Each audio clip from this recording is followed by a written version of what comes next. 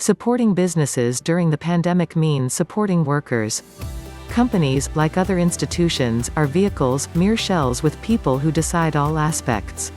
The left complains that the government should not support business.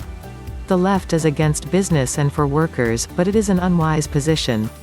If you are pro-worker, the logic is that you are pro-business so that companies create and maintain employment and value in the economy. Supporting businesses during a pandemic.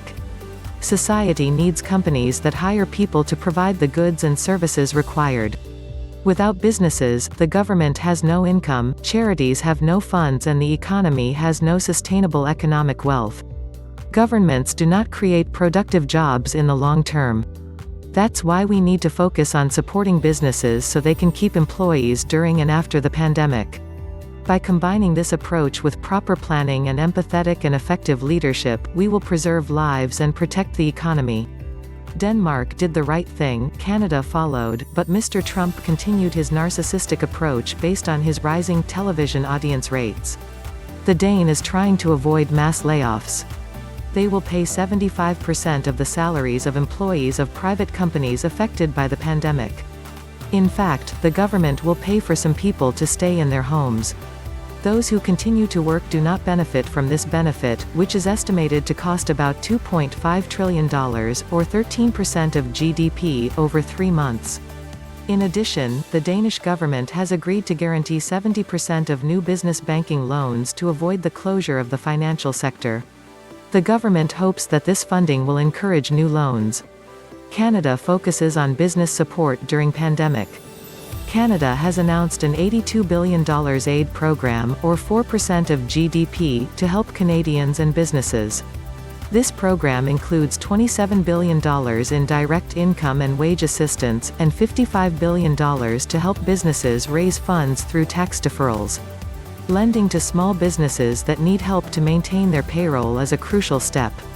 But these companies must not lay off workers. This approach allows businesses to reach pre-pandemic levels once we have overcome the crisis.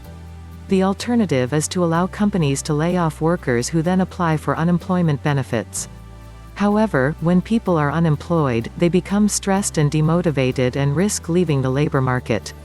In addition, the company could close without this support, and other businesses will have to retrain workers. It is much more difficult to restart a business after it closes than to set it aside and keep it running until the pandemic has passed. People, businesses, and the economy are better off thanks to the Danish approach. 7 Corporate tax and corporate social protection changes. The measures taken by governments to protect businesses are aid to the band. If they had a level playing field, without a business tax or social protection, companies would be better off in the event of a crisis and would not turn to them for help. This pandemic is an opportunity to reflect on how to develop new approaches to corporate taxation and corporate social protection. As we recover from the effects of the pandemic, the Canadian and U.S. governments should phase in these changes.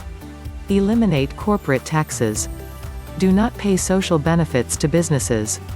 Prohibit share repurchases. CEOs, board members and executives should not receive bonuses if they lay off workers in the previous 5 consecutive years. Hold CEOs accountable for the proven fraudulent activities of their company of which they were aware.